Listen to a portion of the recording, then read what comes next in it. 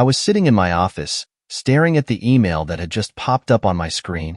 My fingers hovered over the keyboard, but I couldn't type. My brain refused to process what I was seeing. The email was from a friend, Ryan, a guy I'd known since college. The subject line was simple. "You need to see this." Attached were 3 pictures and a short video. I clicked the first image, and my stomach clenched. My wife, Lauren, dressed in a tight black dress I'd never seen before, looking hotter than she ever dressed for me, sitting at a fancy restaurant with some guy. Their hands were touching across the table, her fingers lightly grazing his wrist in that intimate way she used to do with me when we were dating. The next photo was worse. She was laughing, her head tilted back, eyes locked on this guy like he was the only person in the world. My breath came sharp, my chest tightening. Then I opened the video. The moment it started playing, my heart dropped into my stomach.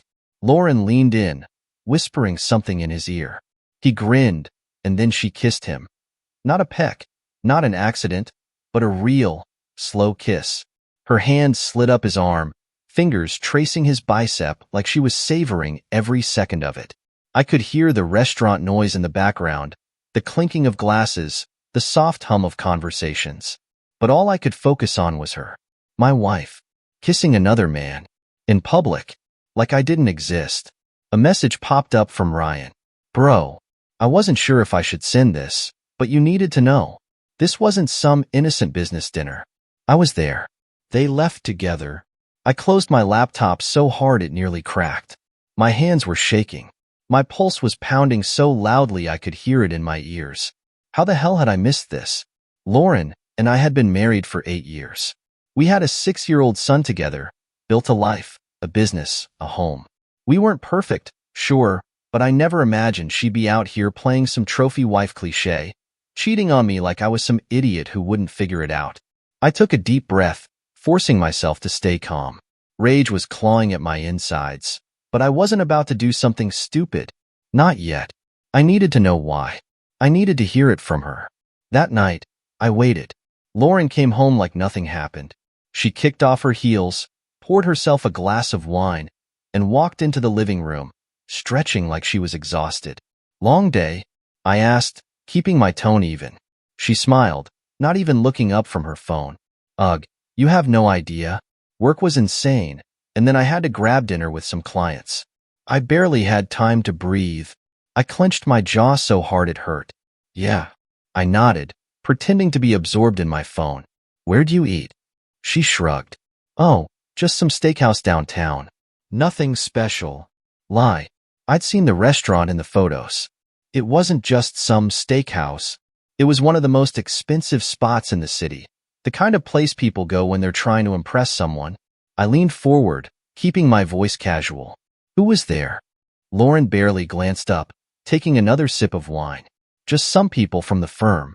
You wouldn't know them." Another lie. I had video evidence that she was there with one man. A man I didn't know. I wanted to explode right there, call her out, throw the damn photos in her face. But I didn't. Not yet. Instead, I watched her. The way she scrolled on her phone. The way she smiled to herself like she was remembering something good. She wasn't thinking about me. She was thinking about him. I set my drink down and leaned back in my chair, studying her. "Lauren." She looked up, finally. "Yeah." I tilted my head. "Do you love me?" She blinked, caught off guard. "What kind of question is that?" I shrugged. "Just curious." Lauren let out a soft laugh, shaking her head. "Of course, I love you, babe. What's with the random deep talk?" I stared at her, silent. She loved me, but she was kissing another man just hours ago. I didn't say anything else, just nodded. Because right then, I knew. Lauren was playing me for a fool. She thought she was getting away with it. But she had no idea that I was about to turn the tables on her. And when I was done, she'd regret ever thinking I was a man she could betray. The next morning, I played it cool. I made coffee, kissed Lauren on the cheek like nothing was wrong, and acted like the same clueless husband she thought I was. Inside, I was burning. I had evidence. Proof that she wasn't just flirting with the idea of cheating. She was already deep in it. And the worst part? She came home, lied straight to my face, and then slept in our bed like nothing happened. I needed to hear her say it. So that night, after we put our son to bed, I decided to push her just enough to make her slip. Babe, I said, pouring her another glass of wine. We should go on a vacation. Just the two of us. She raised an eyebrow. Really? That's random. I smiled. Yeah. We've been so busy with work, the business, and Mason. I feel like we could use some time to reconnect, you know? Lauren took a slow sip of wine, looking at me over the rim of her glass. There was a hesitation in her eyes, a crack in the mask. Reconnect? She repeated, carefully. I nodded. Yeah. I miss you. That should have been a normal thing for a husband to say. A wife in a happy marriage would have smiled, kissed me, maybe even been excited. Lauren? She froze. And that was when I knew. She wasn't just messing around for fun. She was mentally somewhere else. Ethan, she started, setting her glass down. Can I be honest with you? I leaned back in my chair, keeping my face unreadable. Of course. She took a deep breath, like she was preparing herself for something big. I love you, she said. I really do. You're an amazing husband, and I don't ever want to lose what we have. Here it comes. But, she hesitated. I feel like something's missing. I don't know how to explain it, but I need something more. I tilted my head, playing dumb. More. She sighed, rubbing her temples. It's not about you. You do everything right. You're a great father, a great provider, and we have an amazing life together. But I feel like, she paused, searching for words, like I need excitement, passion, something I haven't felt in a long time. I let the silence drag out. I wanted her to sweat. So, I said slowly, you want to sleep with someone else? Lauren flinched, but then quickly covered it up with a nervous laugh. No, it's not like that. I don't want to lose what we have. But I also don't want to feel like I'm missing out. I stared at her. You want to cheat, but you don't want to call it cheating. She swallowed hard. I wouldn't call it that. I let out a cold chuckle. Then what would you call it, Lauren? She shifted in her seat. Look, some couples do this. They open things up a little, just to keep things fresh. It doesn't mean I don't love you. I cut her off. You don't want a divorce. She snapped her eyes to mine, surprised. No. God, no. Ethan, I love our life. I love you. I don't want to break up our family. I nodded slowly, acting like I was thinking about it. She was practically begging me to be okay with it. She wanted her cake, and to eat it too. And that's when the idea hit me. I wasn't going to stop her. I was going to let her walk straight into my trap. All right, I said, keeping my voice casual. Lauren blinked. Wait, what? I shrugged. You're saying you need this, right? Fine. Let's make a deal. She stared at me, confused. A deal? I nodded, leaning forward. You do whatever you need to do, Lauren. But we do it by my rules. Her eyes lit up with hope, like she actually thought she was getting away with this. What kind of rules? I smirked. First rule? You tell me everything. No sneaking around. No lying. No hiding it. If this is about honesty, then you need to be honest. You tell me who, when, where. She hesitated. That seems extreme. I raised an eyebrow. Why? You said this wasn't about love, right? If you're not doing anything wrong, why hide it? She bit her lip, thinking. Then, slowly, she nodded. Okay, that's fair. I hid my grin. I had her right where I wanted her. Second rule, I continued. You don't touch a single dime from our joint accounts. No gifts, no vacations, no spending my money on your little adventure. Another pause, but she nodded again. Okay. And third, I leaned back, stretching my arms over the back of my chair. If I decide this isn't working, if I ever feel like this is hurting our family or our son, it stops. Immediately. No questions asked. Lauren let out a breath, relieved. Of course, Ethan. If you ever want me to stop, I will. This is just something I need to get out of my system. It won't change anything between us. I smiled. All right, babe. Then we have a deal. Lauren beamed, leaning across the table to kiss me. God, I was so scared to tell you. But this means everything to me. I kissed her back, pretending. She thought she'd won. She thought she had the perfect husband, understanding, open-minded, willing to compromise. What she didn't know, she had just given me full control. Because while she was busy playing her little game, I was already 10 steps ahead. And when I was done, she would lose everything. The moment Lauren agreed to the deal, I knew I had her. She thought she was in control, that I was some weak, naive husband so desperate to keep his family together that I'd swallow my pride and let her have her fun. What she didn't realize, I was already setting her up for the biggest fall of her life. The next day, while she was out doing whatever the hell she did when she wasn't playing the devoted wife, I got to work. I needed proof. Not just a couple of grainy photos from Ryan. Not just suspicion. I needed cold, hard evidence. Something so undeniable, so airtight, that when the time came to burn her world down, she wouldn't have a single excuse left to stand on. So I hired a private investigator, James Holloway, a former cop who now made his living exposing liars and cheaters for a nice fat paycheck. Standard infidelity case? He asked when we met at a coffee shop downtown. Something like that, I said, stirring my coffee. But I don't just want the basics. I want everything. Names, places, dates, phone logs, messages, emails. I need a full picture. James smirked. That's gonna cost extra. I pulled out an envelope and slid it across the table. That should cover the first week. Get me results, and I'll make sure you get double. He glanced inside, raised an eyebrow at the amount, then nodded. All right, Mr. Carter. Let's get to work. Lauren didn't know it yet, but the financial faucet was about to shut off.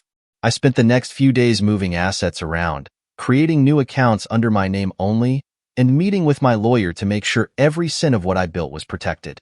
Our house? In my name. Our business? She was a co-owner on paper, but I had the controlling share. Joint accounts? Drained and redistributed. By the time she realized what was happening, she'd have nothing. The trick was not to act different. If she suspected I was up to something, she might start playing careful. I needed her to feel safe, to believe she had the perfect arrangement. A husband who loved her enough to let her cheat. A family that stayed intact. A guilt-free way to get her thrills. So I played my role. I kissed her in the morning before work. I asked about her day like I cared. I let her think she was getting everything she wanted. And the whole time, I was tracking every single move she made. A week after hiring James, I got my first real update. He sent me a file. Dozens of texts. Voicemails. Photos. Lauren hadn't wasted any time. She was meeting him, Brandon Pierce, some hotshot real estate developer, every other night. Fancy hotels. Candlelit dinners. She was living out some romance novel fantasy while I was at home raising our son. The worst part? She wasn't just sleeping with him. She was talking about me. Lauren, Ethan is amazing, but he just doesn't excite me anymore. I love him, but I need this. I need you. Brandon, I get it, babe. He's safe. But with me, you feel alive. Lauren, exactly. With Ethan, it's always predictable. You're different. You make me feel free. I clenched my fists so hard I thought I might break my damn phone. Predictable. After everything I'd done for her. After years of busting my ass to build a life for us. After giving her a home, a family, a future. I was fucking predictable. All right, Lauren. Let's see how predictable I can be when I tear your whole world apart. I started dropping hints, just little ones. One night over dinner, I casually asked, "So, how's Brandon?" Lauren froze for half a second before quickly laughing it off. Brandon? Oh, from the real estate firm? He's fine, I guess. Why? I shrugged. Oh, no reason. I just heard his name the other day. Thought maybe you mentioned him before. She smiled, but there was something behind it. A flicker of nervousness. Good. The seed was planted. She thought she had everything under control, but that tiny crack of doubt, that was all I needed. A few days later, I had another surprise for her. Hey, I said one morning, leaning against the kitchen counter. Got some exciting news. Lauren turned, coffee mug in hand. Yeah. I smiled. I just signed us up for couples counseling. Her face paled. What? Yeah, I said, playing dumb. I know you've been feeling like something's missing, and I want to work on that. I figured, hey, why not give it a shot? strengthen our bond, make sure we're both happy. She looked like she was about to choke on her coffee. I don't know, Ethan, she stammered. I mean, is that really necessary? I tilted my head. Why wouldn't it be? I don't know if therapy is really our thing. Bullshit. She didn't want therapy. She wanted an excuse to keep cheating without consequences. I smiled, acting completely oblivious. Come on, babe. It'll be good for us. First session is next week. Lauren forced a smile, but I saw it. The panic in her eyes. She thought she had all the time in the world to live her little fantasy. She had no idea she was running on borrowed time. And soon, her clock was gonna run out. Lauren had no clue that the walls were closing in. She thought she was getting away with it, sneaking off to her little rendezvous, while I played the role of the perfect, understanding husband. What she didn't realize, I was about to hit her where it hurt the most. I spent the next few days watching her closely. She'd been more careful since I mentioned Brandon's name, but she was still slipping up, like the way she kept her phone face down when we were together, or how she suddenly started wearing perfume again, but only on certain nights, or the way she'd rush to take a shower the second she got home, like she was washing off the evidence. I let her think she was still in control, and then I made my move. Lauren had no idea, but as of yesterday morning, every joint account we shared, locked down. Her credit cards, declined. Her personal savings, transferred to an account in my name. I wasn't just taking away her access, I was taking away her power. That afternoon, I got my first text from her. Lauren, babe, my card isn't working. Did the bank freeze something? Me, oh weird. Let me check. I took my sweet time before replying. Me, yeah, looks like there was some weird activity. I'll call them later. Just use cash for now. Lauren, ugh, I don't have cash. Can you Venmo me? I smirked at the screen. Me, sorry, babe. I've got a ton of work to do. I'll figure it out later. And just like that, she was stranded. That evening, I invited Ryan and his wife, Jenna, over for dinner. Lauren didn't suspect a thing. She actually liked Jenna, which made this even more fun. Over drinks, I dropped the bomb. So, Lauren and I have been trying something new, I said casually, swirling my whiskey. You know, keeping things exciting. Lauren nearly choked on her wine. Jenna raised an eyebrow. Oh, like what? I smirked, taking a slow sip. Lauren suggested we open things up a little. You know, explore. She thought it'd be good for us. Jenna's eyes widened. Wow, that's, unexpected. Ryan shot me a glance, like he knew exactly where I was going with this. Lauren forced a smile, her grip tightening around her glass. Ethan, I don't think this is… No, babe. I cut her off, acting completely oblivious. We should be open about it, right? I mean, it's just sex, right? Jenna's face said it all. Judgment, disgust, shock. Lauren looked humiliated. I could see her gears spinning, trying to figure out how to control the situation. Finally, she let out a nervous laugh. I mean, it's just a thought. Nothing serious. Jenna shook her head. Wow, I could never do that. Once trust is gone, what's even left of the marriage? Lauren looked like she wanted to disappear. And just like that, I planted the first public crack in her perfect image. The next day, I made a call to Brandon Pierce. He didn't know who I was, but I knew everything about him. His business, his investments, his secrets. And now, I was about to make him an offer he couldn't refuse. We met at an upscale bar downtown. He walked in, confident, like he had the world in his hands. I waved him over, watching his smirk falter as he recognized me. He sat down, trying to play it cool. Ethan, right? I took a slow sip of my drink. That's me. He nodded, acting like this was some friendly chat. Lauren mentioned you were open-minded. That's pretty rare. I respect that. I leaned in, smiling coldly. Let's cut the bullshit, Brandon. You and my wife? That ends today. His smirk faded. I don't think that's for you to decide. I slid a manila folder across the table. He hesitated, then opened it. His face drained of color as he flipped through the contents. Bank statements, business transactions, a few questionable deals that, if leaked, would tank his reputation. Then, at the bottom, photos of him with Lauren. You've had your fun, I said, my voice even. But here's what's going to happen. You're going to dump her. Cold. No explanations, no apologies. Just gone. Brandon clenched his jaw. And if I don't? I leaned back. Then every investor you have is gonna see what's in that folder by the end of the day. Silence. Then he exhaled sharply, rubbing his temple. Fine. Consider it done. I smirked, finishing my drink. Good boy. That night, Lauren got a text while we were watching TV. I saw her shoulders tense. She stared at her phone, lips pressing into a tight line. I already knew what it said. Brandon, this isn't working. Don't contact me again. She typed something fast, probably begging for an explanation. But there was no answer. Her perfect little affair? Over. And I wasn't even close to finished. Lauren was spiraling. The next morning, she sat across from me at breakfast, silent. I smiled at her like everything was normal. You okay, babe? You seem a little off. She forced a weak smile. Just a lot on my mind. I nodded, acting sympathetic. Yeah, I get it. Life's unpredictable. She had no idea just how unpredictable it was about to get. Because next, I was going to take everything she cared about and watch her break. Lauren was falling apart, and I was loving every second of it. After Brandon cut her off, she became jumpy, checking her phone every few minutes, sighing like some heartbroken teenager. I watched, silently enjoying the misery she brought on herself. But what she didn't know, the real storm was just beginning.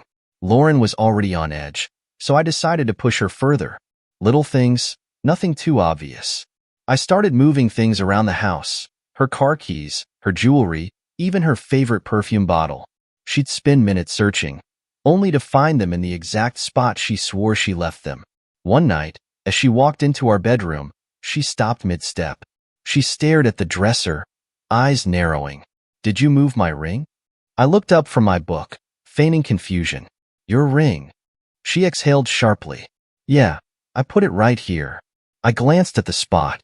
Well, it's there now. She blinked, shaking her head. No, it wasn't a second ago. I shrugged. Maybe you're just stressed. She rubbed her temples. Yeah, maybe. Doubt. It was creeping in, and once it did, she'd never trust her own mind again. I needed to flip the script. She thought she had all the power when she made our deal. But now, she needed to feel like she was the one being played.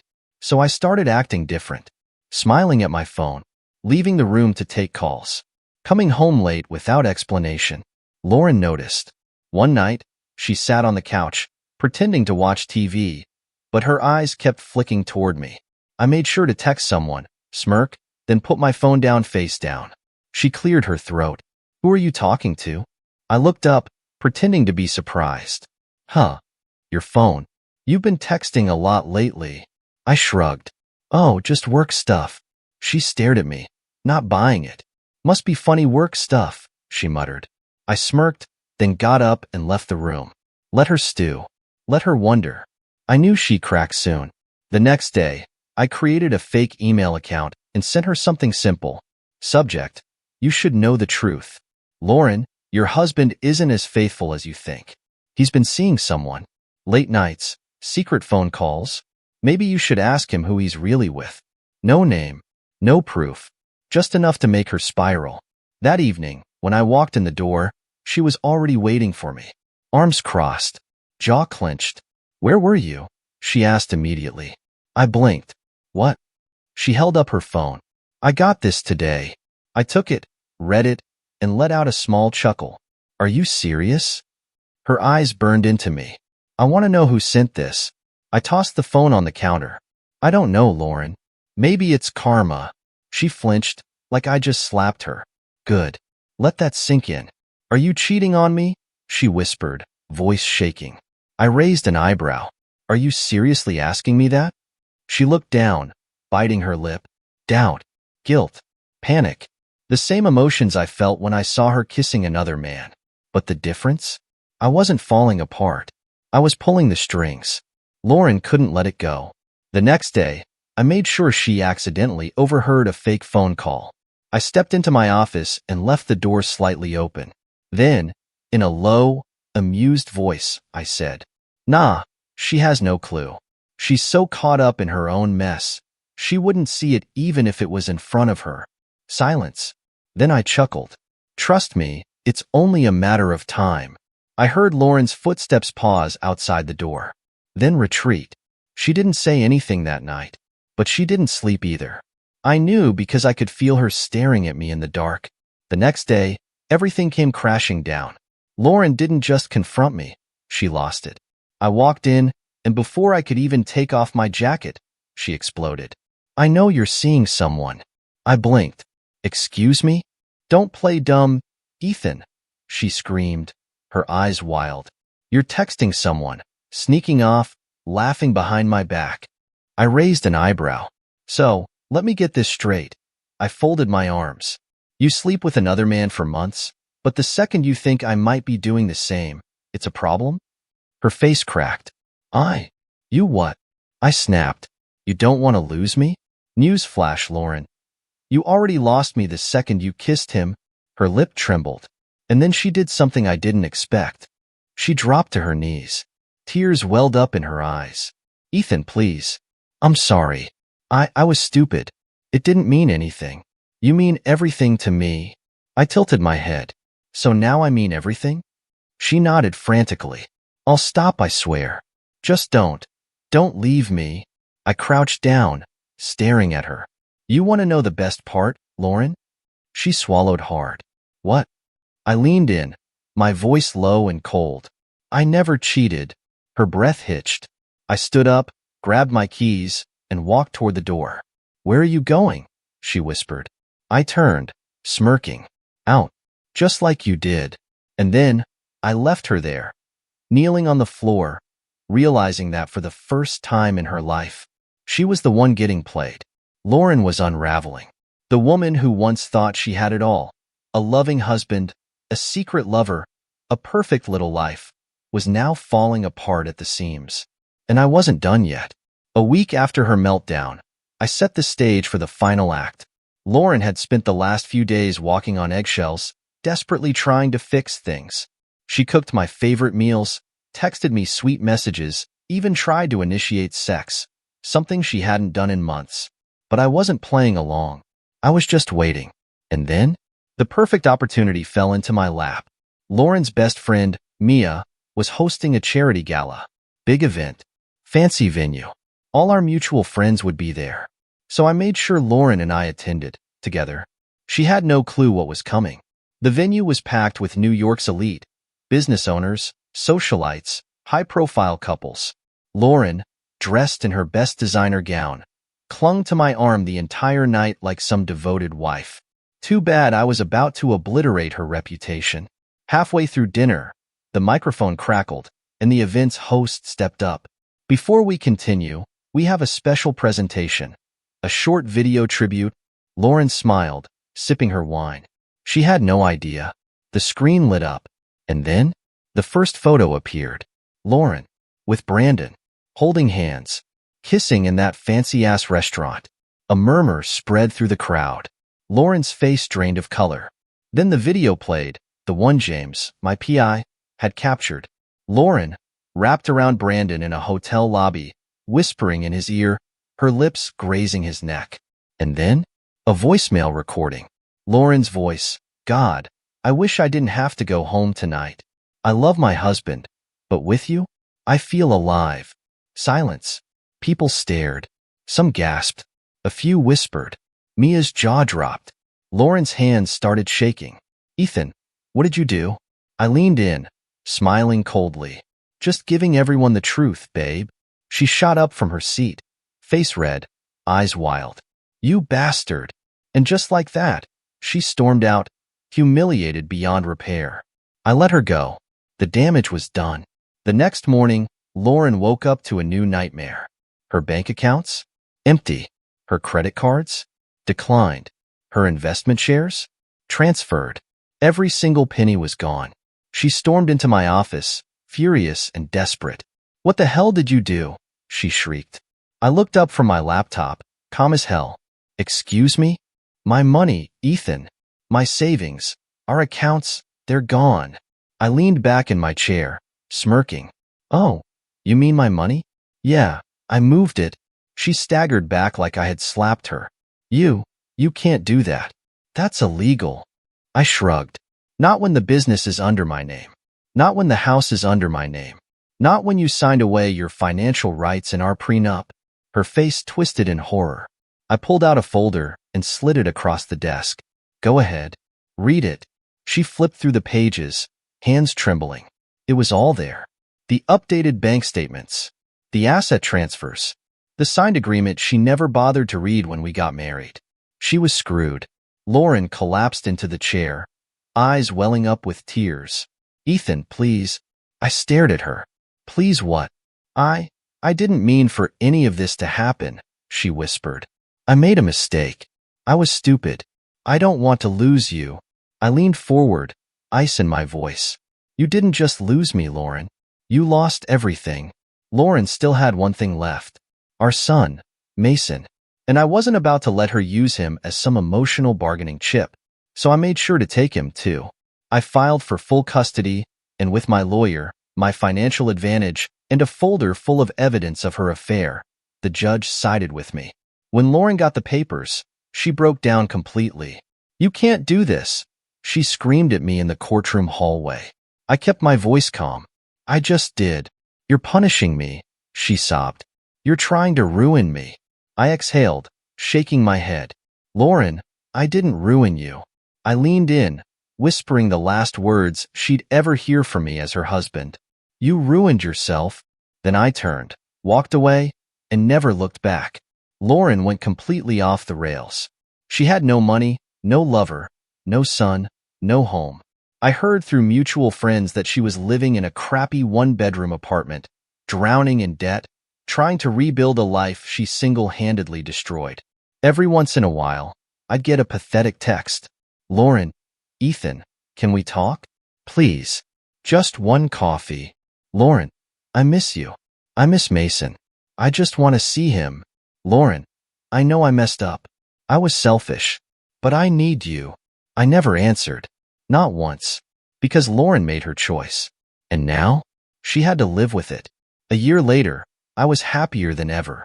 My business was thriving. I had full custody of Mason. And Lauren? She was just a ghost from my past. One night, I got a text from Ryan. Ryan, dude, just saw Lauren at some bar downtown. She looks rough. Like, real rough. Me. Not my problem. And it never would be again. Lauren wanted another man but no divorce? Well, now she had neither.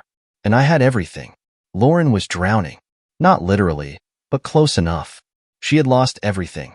Her status, her money, her comfortable life. And the worst part? She had no one to blame but herself. I hadn't seen her in months. Didn't care to. But then, one evening, I got a call from a mutual friend, Mia.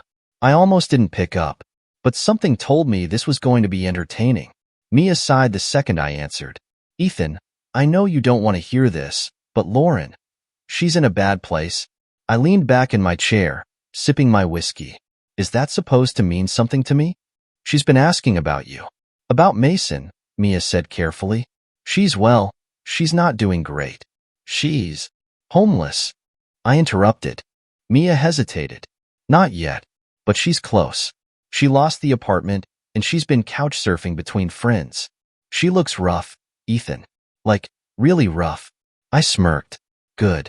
Look, Mia continued, I'm not saying you owe her anything, but maybe, just maybe, you should hear her out. Just once. I swirled the whiskey in my glass. Why? Because she's not the same woman she used to be, Mia said. She's broken. She knows she messed up, and trust me, Ethan. She regrets everything. I let the silence stretch. Then I chuckled. Yeah, she should. Then I hung up. That night, my phone buzzed. Lauren. I almost ignored it.